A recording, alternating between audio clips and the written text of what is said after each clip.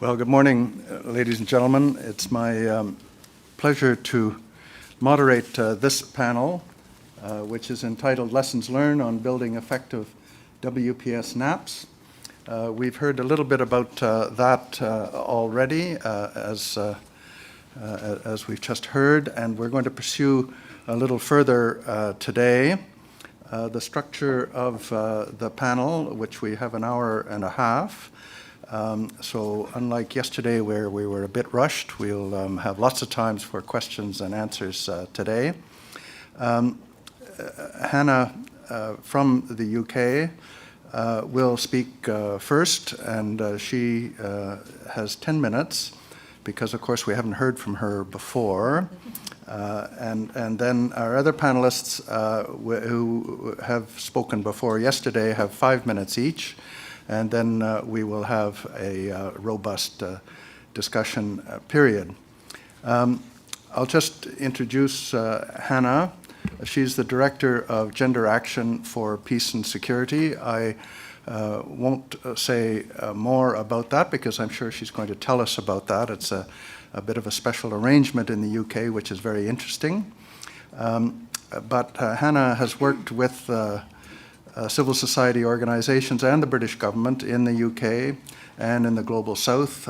She's focused on violence against women and girls domestically and worked for humanitarian and development NGOs, again in the UK and in the Global South. She spent some time with the British Embassy in Addis, where she worked on Ethiopia, Djibouti, Somaliland. So she's got lots of creds for Africa. And lived and worked for 6 years in Ethiopia, where she specialized in conflict, gender, human rights, community-based development, and economic empowerment.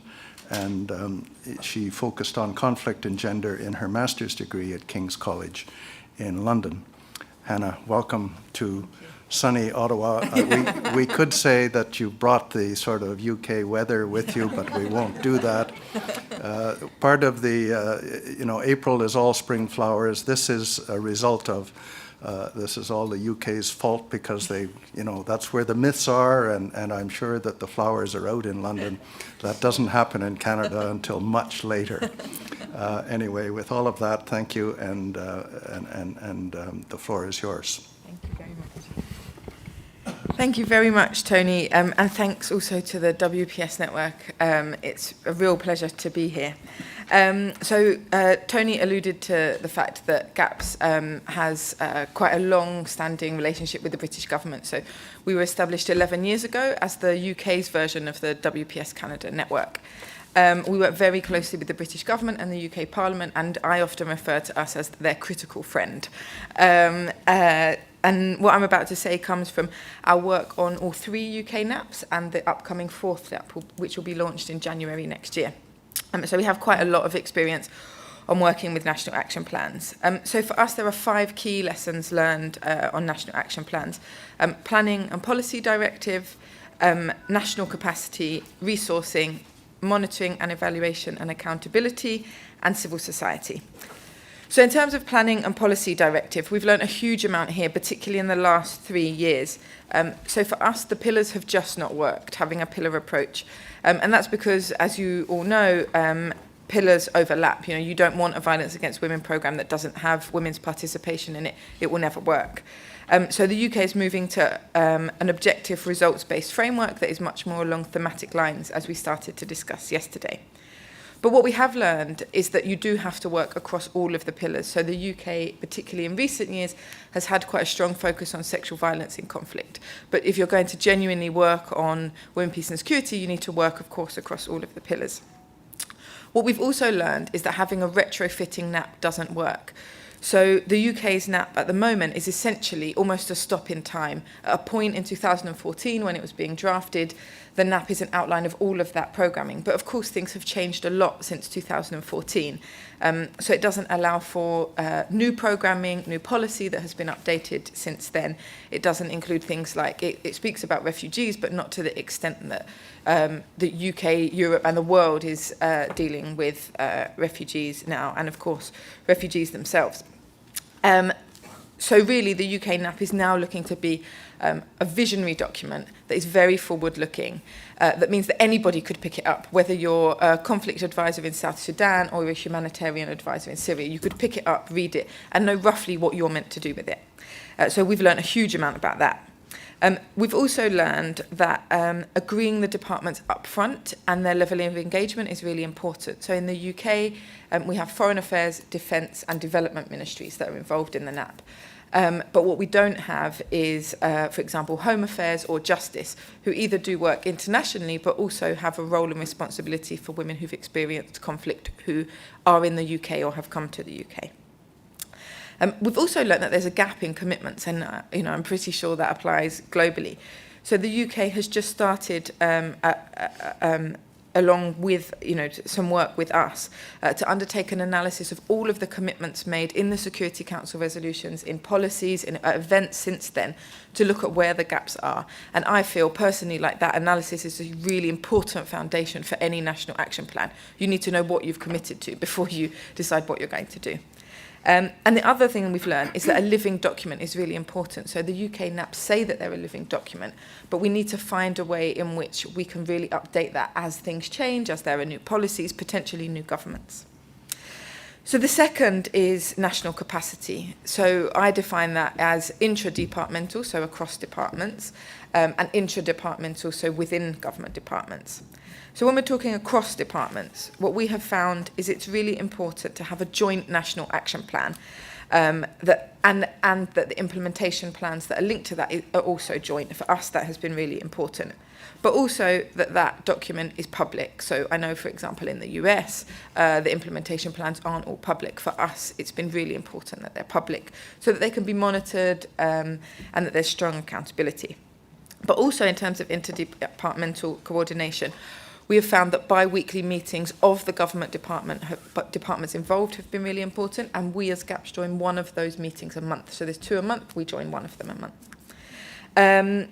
Then in terms of intra-departmental, for us, having dedicated resources in every government department has been absolutely essential. And we've seen, for example, in the Ministry of Defence, that having dedicated people has really pushed that forward.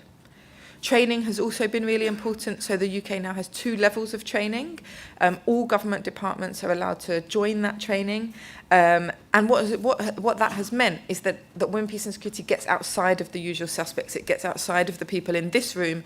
And it means that people who are, say, conflict advisors, humanitarian advisors, can join that training and then start to learn how they can apply that in their own work. What we would like to see as GAPS is that then linked to performance appraisals. That's not happening in the UK yet, but we feel in terms of lessons learned that that's something that would be really important. But what has happened, the UK has 6 focus countries. And what has happened is that there's now a point person in every mission that the UK has for women, on those 6 countries on women, peace and security. And that basically means that emails on women, peace and security don't go into some sort of abyss, but there's somebody whose responsibility it is to deal with those and reply to them. We've also learned that having senior buy-in is essential. So we have a minister who's dedicated for women, peace and security. She has other responsibilities, but that's been really important. And also in our Ministry of Defence, like yours, our Vice Chief of Defence Staff has really, really driven this forward. So the overarching learning from that for us is that having an objective and a section on your NAP, on national capacity is vital. So the third area is on resourcing, and I've spoken a bit about human resources already. So here really, I'm going to speak about budgets. So there are 3 areas, I think, in which you need a budget just for your NAP, not necessarily for women, peace and security. And that's for staffing, for consultation and monitoring and evaluation. And that's really, I think, the basics. In our NAP, the amounts of money attached to those aren't necessarily outlined. They're only outlined for an evaluation. But something that we have learned, it may not be acted on, but is that that's really important. Also, of course, a budget for women, peace and security. You know, the UK doesn't have that, but we have learned through our work globally and within the UK that that's really important. But linked to that, what we have really learned is that tracking is vital. And it was really good to hear that in Canada you're looking at a tracking system. We, in the last NAP, worked with the British government who were establishing a new fund to get them to start to track women, peace and security spend just within that fund. And of course, what we learned is it's not much, right? But what, as a result, happened of that is that in the second year of that funding, they gave an uplift to women, peace and security. And of course, you know, what we know is often if you don't track, it doesn't happen. So for us, that has been really important and a massive learning. Fourthly, under monitoring, evaluation, accountability, for the first time ever, the National Action Plan has outlined that there is a budget for women, peace and security. For a women, peace and security, a NAP evaluation. Slightly distracted. He'll learn one day. He will learn one day that boys won't rule the world. So we have now outlined in the NAP a budget for an evaluation. It's the first time ever, and that for us has been really important. But on to monitoring, what we have learned is that a monitoring plan has to be established at the beginning. If you do it afterwards, it becomes really, really difficult. So what I would say is at the beginning, you really need to know what you're going to monitor in terms of outcomes, outputs, and inputs. You need an annual reporting mechanism. So our annual reporting mechanism is quite well established now. The British government report to Parliament once a year. They then, there's an event which we organise with the All-Party Parliamentary Group on Women, Peace and Security, where the government delivers its report. So 3 ministers attend, one from each of the departments. They deliver their report. I present on the shadow report, and then NGOs and parliamentarians are able to question the government representatives on their progress. So for us, that has been a really important step. But what has been difficult, particularly for our government colleagues, is because the monitoring plan wasn't established at the beginning, they're going back and having to collate that data, ask different people for different pieces of data every time, and that's been difficult for them. Whereas now what we're looking at is establishing that monitoring at the beginning, because these things exist. You know, the government is analysing what it's achieving in terms of its development spend, etc., all the time anyway. So it's just about having a system in which to collate that. And linked to that, what we have learned is that narrative reports just don't work. They're long, nobody reads them, they're anecdotal. I mean, frankly, you could ask anybody really who's doing a terrible job to provide you an annual report and then to give you a great one if it's a narrative. So we really feel that you need a combination. You need good case studies, you sometimes need bad case studies, but you need a lot of data in there so that people can track, and you yourself can track what's going well, what's not going well. So as I said, we have our first ever funded evaluation. What I think is really key about that, again, before the NAP is launched, is agreeing, is this evaluation going to assess your women, peace and security work, or your NAP, or both? And that for us has been really important. And in the UK, that was done retrospectively and made it really difficult. We worked quite closely with the consultants to try to outline how that could then be assessed once the NAP had already been launched. So, for example, the indicators in our NAP are draft. And one of them is increased prosecutions for sexual violence in conflict. That's a massive ask in a 3-year NAP. So trying to work on that in advance so that the evaluators know what they're evaluating and how they're going to do that is important. So therefore, including the objectives, the baselines, the targets within the NAP, we have learned is really essential before you get going. And then lastly, on civil society. For us, one of our biggest successes is that we have worked collaboratively. That doesn't mean that we necessarily always agree, but it means that we always have the conversation and that conversation is always open. So I would really say, particularly to government colleagues, use your Women, Peace and Security network, really look at them as a resource, but also appreciate that they are your critical friend. They will be critical. But on top of that it doesn't come for free. So, for example, my post is funded. This work takes a huge amount of work, just as anybody's job does. And, appreciating that needs to be funded, I think, is really important.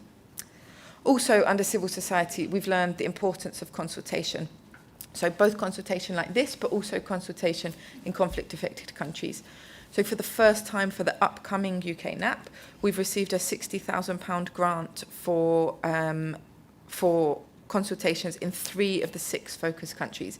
We've managed with some of our members, Amnesty and WILP, who have funded an additional consultation in Syria, but that has meant that voices of women affected by conflict is the foundation of the next UK NAP. And for us, we really believe that that is essential.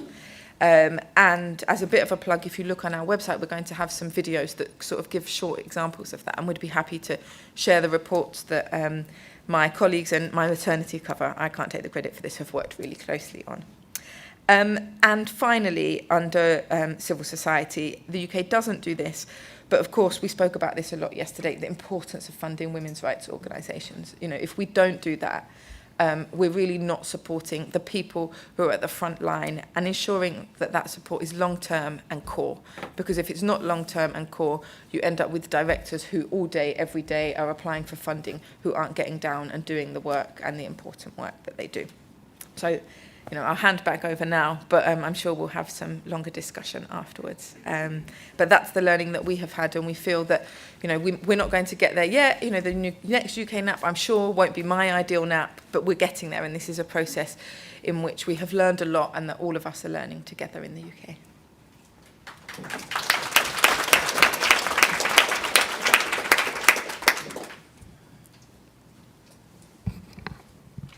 Thank you very much, Hannah.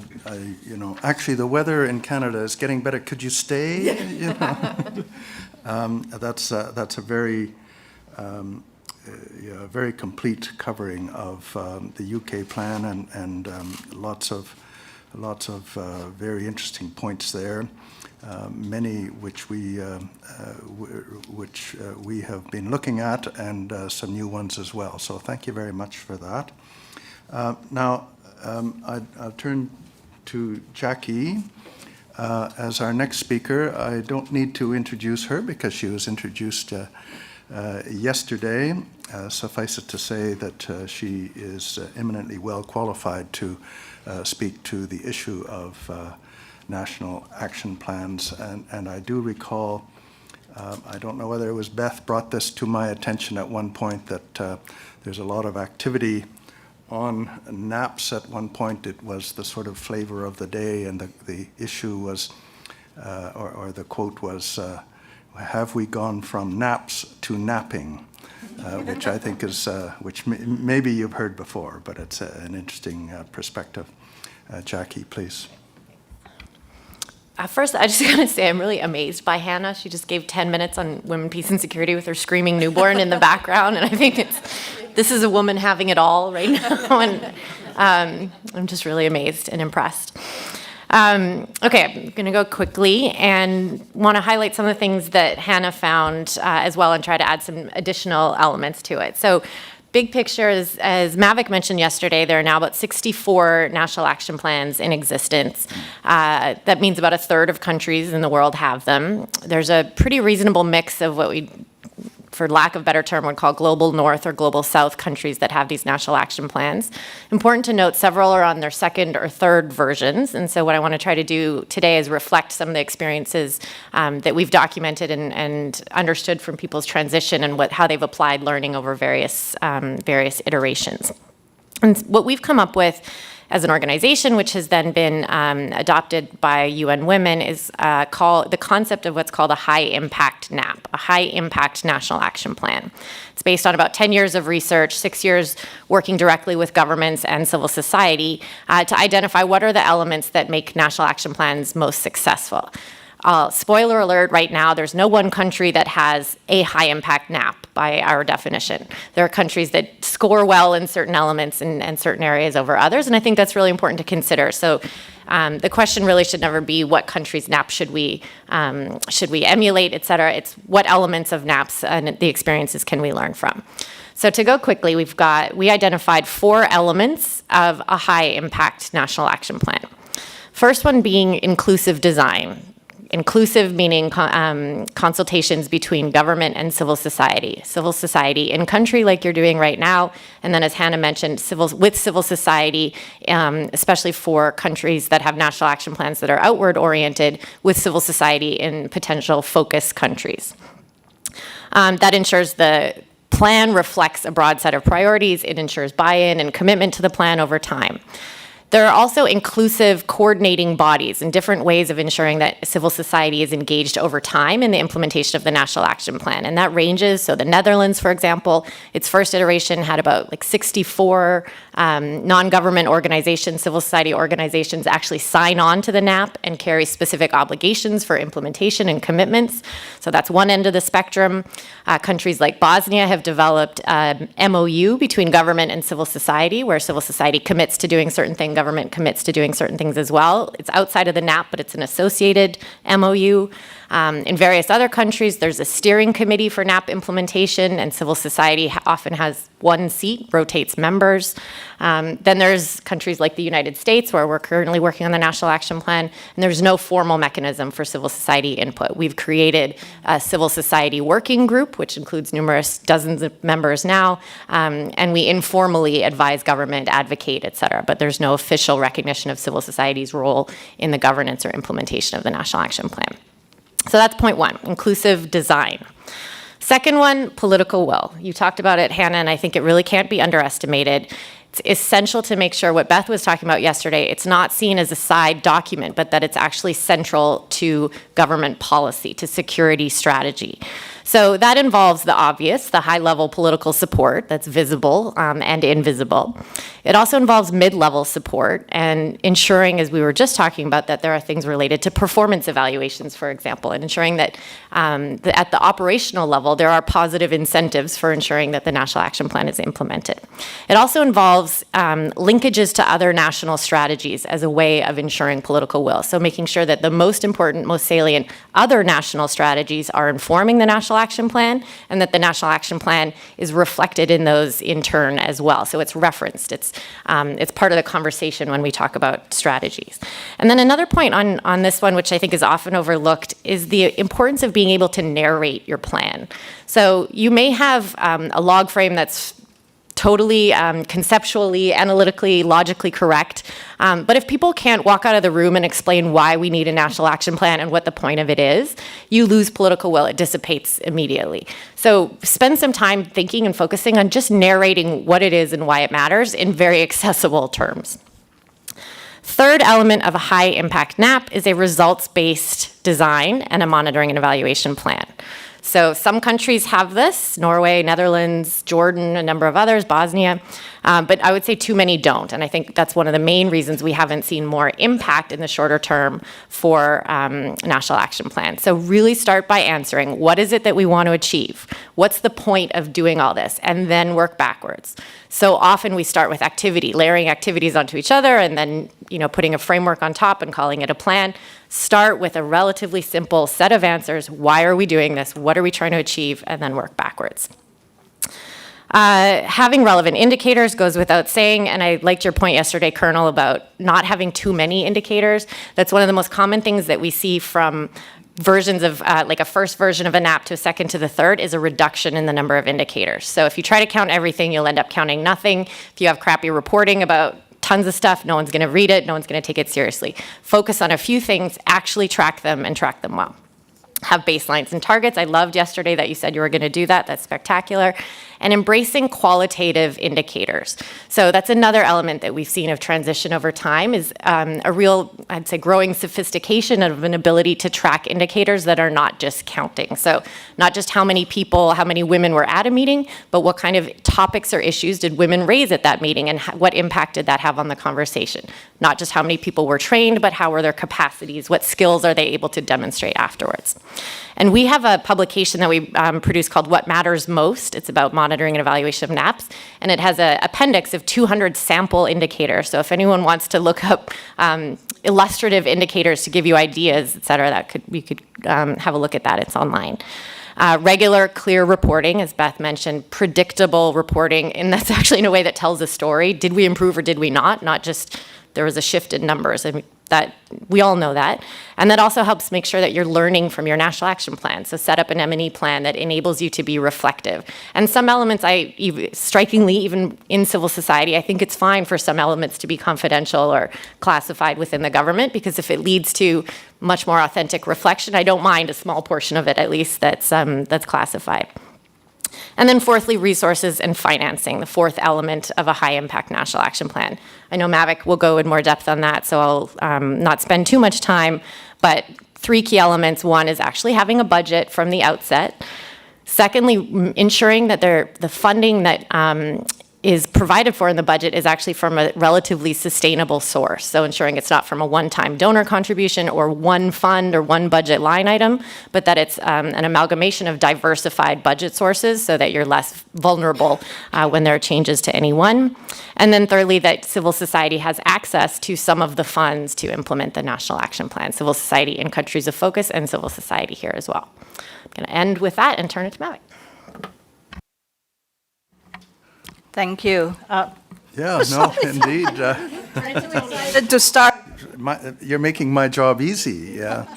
Thank you very much, Jackie, and without further ado, indeed, Mavic, please, we'd be very pleased to hear your perspective. thank you. The beauty of speaking last is that I can just say ibid to all of my my two formidable colleagues have said. But so I'll just add some footnotes. So lessons learned, there are many. I'll start with the coordination architecture. This is very, very important. Which entity, which government entity coordinates the NAP? And the operative word there is coordination. Somehow, in a number of countries we work with, we observe that they mistake coordination as implementation. So they're the only ones responsible for implementation. So they do not reach out to other government ministries, let alone civil society. So it's coordination, not for you to take responsibility for all of the implementation. It's very important where the coordination agency is located or entity is located. One of our criticisms, and this is mainly for developing countries, is that the lead coordinator is usually the gender ministry. And we know that gender ministries in most parts of the world are the most under-resourced, understaffed, and a lot of times very low political clout. So political clout is very, very important. How can you call for how can you demand the whole of government approach or even call a director level meeting if the coordinating entity doesn't have that political clout? And of course, access to resources. Now, part of the coordinating mechanism, Jackie has already referred to it, and I believe Hannah as well. Who is there? Who is in the coordinating committee or steering committee? Who are represented and what level of representation? We have an experience in Guatemala, which we are supporting in their national action planning processes. So we're talking mostly, or UN Women convened mostly middle-level individuals in different ministries, and they said, oh, we're really committed to this process, but we're not the decision makers. So they were self-marginalizing, we thought. We're not the decision makers. And I say, yes, you're not the decision makers, but you have the ears of the decision makers. You can tell them what's important. You can tell them that this is the priority. So that's where I really look at the importance of who is in the middle in the government architecture. Because, okay, I'll go to another lesson learned and circle back to it. Changing leadership. What we've learned in a number of countries is when there's either an election or reshuffling in the cabinet, they don't necessarily own what was started by their predecessors. And in fact, in a number of countries, if the predecessor is coming from the opposition political party, they totally disregard it. We're not part of it. It's not our agenda. So it's a real challenge. And and we say top leadership, the politicians change, but the middle-level people are always there. They've been there for 10, 20 years and probably will stay for another 10 years. So it's important to get the support, to get those people fully on board. And then also on the coordinate, I'm only on point 1 of my notes. My goodness, and I have 2 minutes. Okay, still on the coordination architecture, civil society. We believe it's important to have a steering committee where there's a representation of civil society. So government and civil society sitting together with, Jackie referred to this already, sitting together. And again, self-selection of civil society, not the government pinpointing who should be the civil society representative. But it's equally important to have a separate civil society coordinating committee, because that's where you strategize. That's where you make a decision to come up with a unified position when you are in that government civil society steering committee. You cannot sit there and disagree and, Anyway, it's not very strategic. Funding, we cannot emphasize this enough. But one of the lessons learned is that there is often funding for development of the NAP because it's exciting, it's, the governments are beginning to show commitment, and then there's nothing for implementation. And that's where the napping comes. So I love to say from napping, National Action Planning, they go to sleeping. There's no fund for implementation. Monitoring and evaluation, we've done civil society monitoring for 5 years. It's blood, sweat, and tears to monitor. And I'm looking at Christine because she participated in the WPS, the network participated in civil society monitoring. Our main lesson learned here is simplify. Simplify, ensure that the indicators are applicable and acceptable. And this is the reason why the indicators, the international indicators or global indicators developed under Resolution 1889, which member states actually use them? Anyone who could hazard a guess? No one. 0. Because they are too technical, they are too complicated, and there's 26 of them, and then there are sub-indicators. Altogether, there's more than 50. And so they're not officially adopted. Because of that, member states are only looking at them as, in two perspectives. One, it's additional burden. Many member states are already complaining of too much reporting to the UN, which is true. And this is true for both developing and developed countries. The second, member states are looking at it as only a name and shame exercise. They're not who is not doing enough, who is not doing anything at all. So at the Global Network of Women Peace Builders, we develop a scorecard, really a simplified way of monitoring and showing the progress. And we've developed this after, from our experience of 5-year experience from civil society monitoring. And then reporting. For government, I'm happy to hear that Canada is actually reporting to the Parliament, right, in the NAP implementation.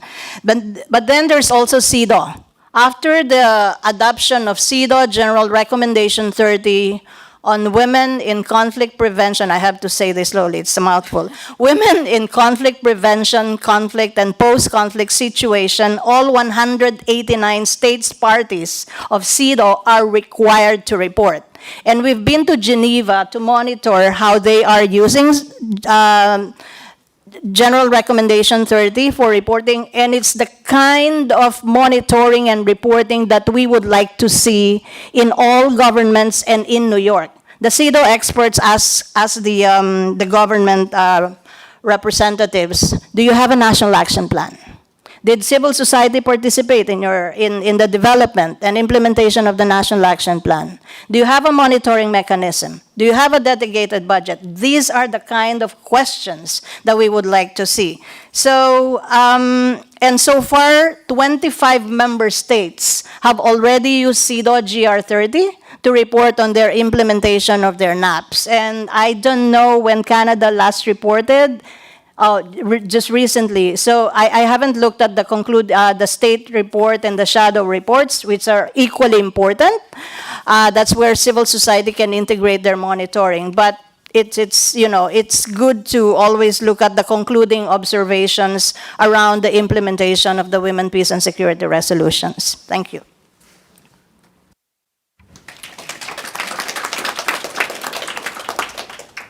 Thank you very much, and thank you all for getting this discussion started.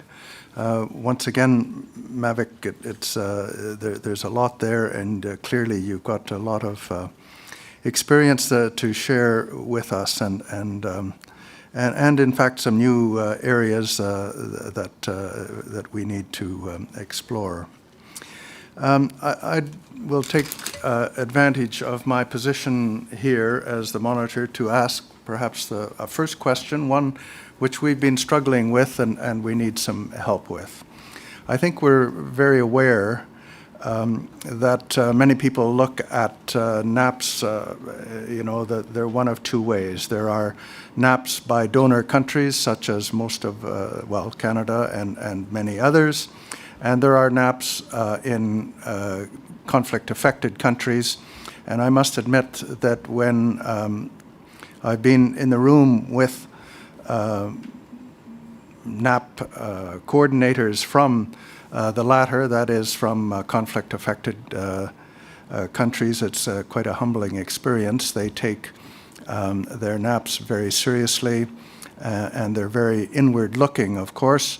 And they work with their civil society and their domestic agencies, home offices and justice departments and that sort of thing, to mobilize women in assisting in their stabilization and reconciliation processes.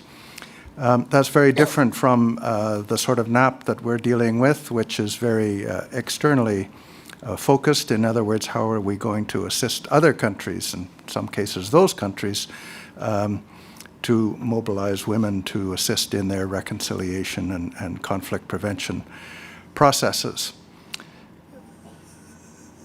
I'm getting to the point of my question here in a minute.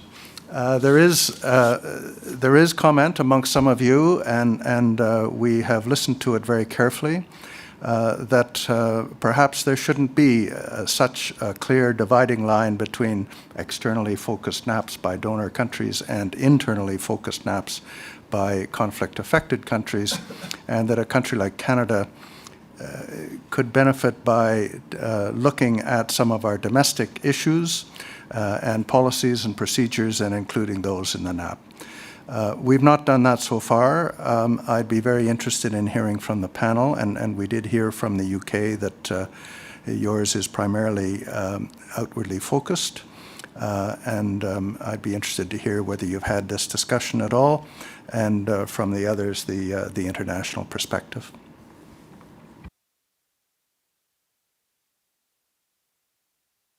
Thank you.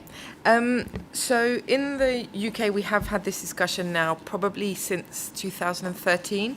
But before I say that, as far as I'm aware, the only two donor countries who are domesticating their NAP, as we call it, are Finland and Ireland. And I could be wrong about that, but that's as far as I'm aware. And Finland includes women who've been trafficked to Finland, and the civil servants who are responsible for trafficking sit in the coordination meetings. And in Ireland, I think that they have gone a step further, but I don't have a great deal of detail about the Irish NAP, but others may do so. In terms of the UK, we have really tried to ensure that particularly our Home Office is included, and that's, again, for women who have been trafficked to the UK from conflict-affected countries, but also refugees and asylum seekers. But in all honesty, we've found it very difficult. And I think that's basically because it would almost turn the system of the way in which the UK treats refugees and asylum seekers on its head. because we would have to look the government would have to look completely differently at the way in which it does it. So, for example, in the UK, we have a detention centre where failed asylum seekers are sent. You, of course, shouldn't be detaining women who have, by international law, who have experienced violence against women, yet we do still send people there. So it has been difficult. But the government is now looking at whether and how we should be bringing that discussion back up. So in the 2014 to 17 NAP, some of the Home Office officials attended the first few meetings, but then just dropped off. And I think that's because it is difficult, but that doesn't mean we shouldn't do it. Everything is difficult when you first start to do it, right? Like whatever you're doing. But you have to, these commitments have been made. So of course we should be doing that. But I think there's also a really important argument for the international sections of our police, our justice ministries, to also be included in the NAP. And I think it's really positive that the Royal Mountain Police are here and that are included in the NAP. And I would really hope that the UK at least looks to doing that, but more importantly also looks at domesticating the NAP for women who have entered the UK and experienced conflict. And sorry, one more point. The UK has also experienced conflict ourselves. Northern Ireland has been a conflict for many, many years. The UK government don't consider it a conflict because they would, for many reasons, basically. But that means that the principles of 1325 have not been applied to Northern Ireland, and as a result, Northern Irish women's representation in the peace agreement, women had to set up a separate political party to get a seat at the table. Nothing that has been in 1325 has applied to them, although of course it should do. The advantages of having someone from outside government explain this, so that's very frank of you. Thank you very much.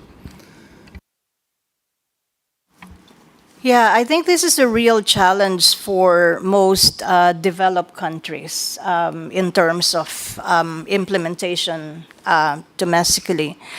I think some of the good efforts, I'm saying efforts because it's continuing, we cannot identify them yet as best practice examples.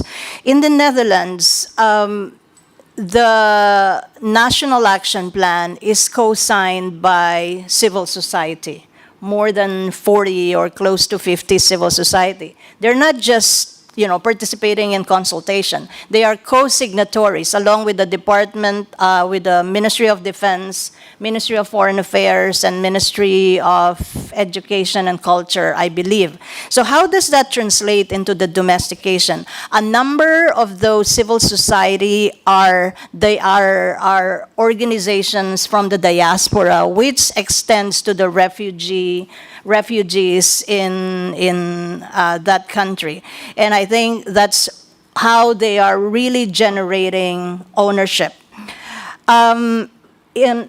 In Northern Ireland, Hannah mentioned Northern Ireland. I was actually invited last year by the local council there because they are looking at localizing 1325. And for I think in a great way for the same reason that the UK NAP is not really addressing their context. And the mayor was in our workshop on localization, and they are in the process of deliberating within the council on how and what shape and form would they be able to integrate it in their own development plans. And in Japan, what they have done to promote domestication or local ownership is they have intersected it in their disaster response. As we all know, it's prone to natural disasters. So, what is the intersection of disaster with peace and security, and knowing that they're what's the equivalent? They don't have a military. I'm blanking on the name, but the forces, the police forces, are also the first respondents to natural disasters. So that's their way of promoting domestic ownership. In the US, I don't know what could be accomplished under the new order, but what we've been discussing with civil society groups that have been closely monitoring the National Action Plan is look at the model of CEDAW cities. We know the US is one of 5 countries that have not adopted or ratified CEDAW, but in cities and towns, there's a lot of interest from mayors and other local officials to implement CEDAW. So there is now a strategy that's called CEDAW City. San Francisco, for example, is considered a CEDAW city. So that's how they are localizing a response to an international law. And it's something that I would love to discuss with Jackie and other colleagues in the U.S. later. And it's also probably another approach that you can consider. CEDAW City, NAP cities, 1325 cities in Canada would be great to see. Thanks for putting the question just right on the agenda, and I hope others in the room will also respond to it, because it's a really tough one, and I don't honestly know exactly where I land on it. I know that ideally we'd all have both internally and externally focused NAPs, and I think it would go a long way towards reducing real and perceived hypocrisy of various countries, and it would also lead to really authentic and genuine reflection. So I think, should a NAP be inwardly focused as well? Yes. What's the reality of the machinery of institutions that need to implement it and that realistically are going to be implementing it? As you mentioned, they're just not necessarily set up to be interacting or doing any kind of joint planning, monitoring, evaluation in that way. So the reality is striking, and it's not irrelevant. That said, I think there's also only so much you can do to implement your NAP without some internal focus. So we can't be saying we need to be deploying more female RCMP officers if we're not changing recruiting practices as well, if we're not changing the internal culture of organizations so that women are retained and seek external opportunities. We can't say, I think the U.S. or the Canadian example of Operation Honor is really important, and one of the reasons I'm a big fan of General Vance's is he actually proclaims to understand the connections between the two, that you can't have, you can't go from saying you can treat your fellow member of the service in a totally dismissive and derogatory way, and then have respect for women in the community that you're in, in the theater of operation in which you're working, and view her as a powerful agent of change. These things are related. Those who dismiss force culture internally are the most, as he says, useless on the battlefield anyway. So they're related. You have to look internally, but again, the planning and the operation, I'm just not sure can happen. And this was a big debate within the United States as well about the creation of the National Action Plan. It was absolutely a no-go for the U.S. to develop a NAP that would have had any internal element, including anything related to sexual abuse in the U.S. military. Huge, enormous, massive problem, and it was a complete no-go. There would have been no U.S. National Action Plan. So we as civil society made a calculation, and not all of us agreed on it at all. A lot of internal dissent about whether or not we'd accept that and say the U.S. Is going to be working on force, security, cooperation, capacity building of external forces without looking internally on doing that. And that's hypocritical, and that's a problem. Again, whether or not how you marry that with political realities is a tough situation. And final point, I do think, as I said yesterday, that I think a lot of the new issues that are evolving and being addressed by NAPs are going to significantly blur the lines between this totally outwardly focused and totally inwardly focused. And I'll give the example of the U.S. Border security right now is a huge, big issue, as you know extremely well here in Canada. And Homeland Security was in no way involved in the U.S. National Action Plan. They'd send a representative from time to time. Now it's a big thing, because this connection between domestic and international is much more prevalent and vivid in people's minds. Far more people who work at the State Department have a domestic attention or focus than they used to. And so I think we're going to see these lines being blurred. Whether or not we can accelerate it, I'm just not sure. Or how quickly we can accelerate it, I'm not sure. Good, thank you very much.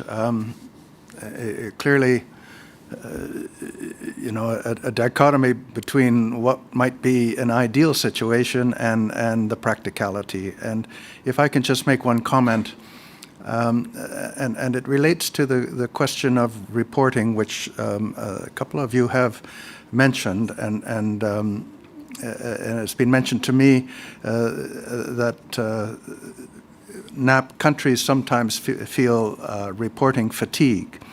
And so we work quite hard at producing a report, an annual report, or have done so in the last NAP. It never gets out early enough, but that's all right. It does get out and tabled in Parliament, indeed. And we work quite hard at that. And then all these organizations to which we belong come to us and say, well, send us, your report. And we've kind of mentioned that. And they all have their own formats and what they want to report on. And here, for example, the UN, we've just mentioned, NATO asks us for the same sort of thing. I say same, different sorts of things. And the OSCE asks us every year for something, and on it goes. And sometimes there are other organizations that do it well. We're tempted to say, well, go and read our report. We table this, that's why we wrote it. All our information is there. And their answer, of course, is take the UN, for example. They have 190 countries, and they don't have the time to dissect the various reports, or even from the NAP countries, which is now some 60, they don't have the time to dissect from 60 different reports as to the information they need, so they ask us to do that for them, and we try to do so. It's mildly annoying that all you get out of this work in the UN is a footnote. Canada responded to our request. That's all you get. You might get, if there's something clever in there, something cited as an example. But so it is a question, and it's related to the issue of domesticating. I like that word, or localizing or domesticating your NAP, because Canada, for example, and all of our countries are. We have separate reporting regimes for these sorts of things, and we're accountable in Geneva for some of these issues. And it, in some ways, would be a duplication of effort. That's not a defensive, it's not supposed to be a defensive comment by me about the government, but it is a challenge for us as to how we would handle this. Thank you very much for those remarks and for answering my question, and I would now open it up.